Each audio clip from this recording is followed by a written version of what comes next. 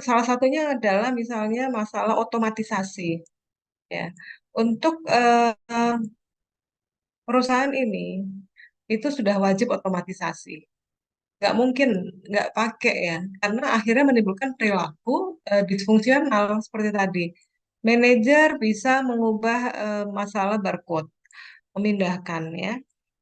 Kemudian bonus juga nggak transparan ya, sehingga nggak bisa nggak mampu memotivasi manajer ya. Bonus ada, tapi ternyata nggak ini gitu loh, nggak dipandang oleh manajer nggak apa ya nggak cocok lah begitu ya.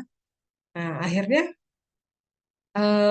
manajer menggunakan cara lain, gimana supaya supaya apa yang dilakukan kinerjanya itu eh, apa istilahnya dia mendapatkan gitu loh, mendapatkan apa yang harusnya dia dapatkan dari performance dia.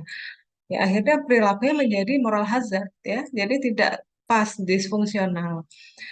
Nah, jadi dalam hal ini perusahaan harusnya mengeluarkan biaya untuk mengotomatisasi masalah persediaan misalnya, masalah penetapan harga misalnya gitu ya, masalah transaksional antara kantor pusat dengan kantor cabang ya, dengan distribution juga distribusi ya.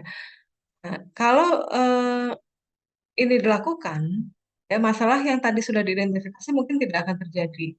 Jadi IT memang perlu dialokasikan sebagai item cost ya, biaya yang harus dikeluarkan perusahaan ini. Itu baru baru dia bisa mengatakan bahwa pengendaliannya sudah dilakukan secara ketat. Gitu. Ya, kok bisa sih gitu kan sampai dirubah apa, kode batangnya gitu ya dari satu produk ke produk lain gitu kan. Ya artinya stock of name-nya gimana gitu loh.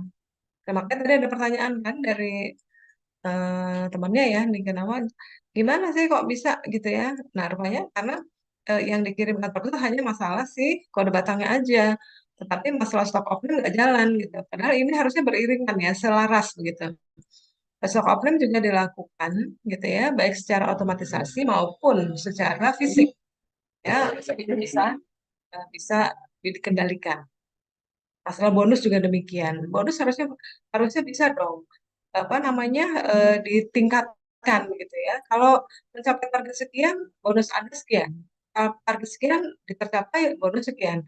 Itu memang biaya juga akhirnya ya. Tapi ini merupakan bagian dari pengendalian. Kita udah belajar tadi ya bahwa salah satu pengendalian yang apa yang harus dilakukan adalah masalah bonus, masalah insentif. Ya, ya jadi itu intinya. Ya, aduh maaf ini baterainya mau habis.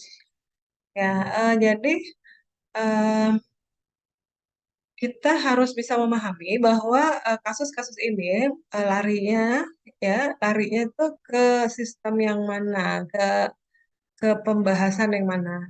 Ya, kita masuk ke materi, kita coba apa namanya selesaikan gitu ya, solusinya apa berdasarkan materi yang dipelajari.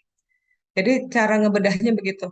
Nanti pada saat ujian pun ya, nanti kuis dan juga UTS itu kan kasus ya yang disajikan, yang di apa disodorkan begitu kasus, nanti saudara bisa mengevaluasinya dari materi yang sudah dipelajari. Jadi tidak akan lagi Ibu tanyakan apakah itu apakah apa namanya tadi eh, apa ciri-ciri misalnya ya, atau jenis-jenis pengendalian biaya misalnya gitu. Ya itu nggak akan, tetapi bagaimana eh, kita ya seolah sebagai pemilik perusahaan atau pengelola perusahaan begitu, manajernya kah atau posisinya di akuntan internal ya, itu mengambil keputusan berdasar kondisi ini ya, dengan desain sistem pengendalian manajemen yang sudah kita pelajari sampai dengan bab 3 ya untuk besok.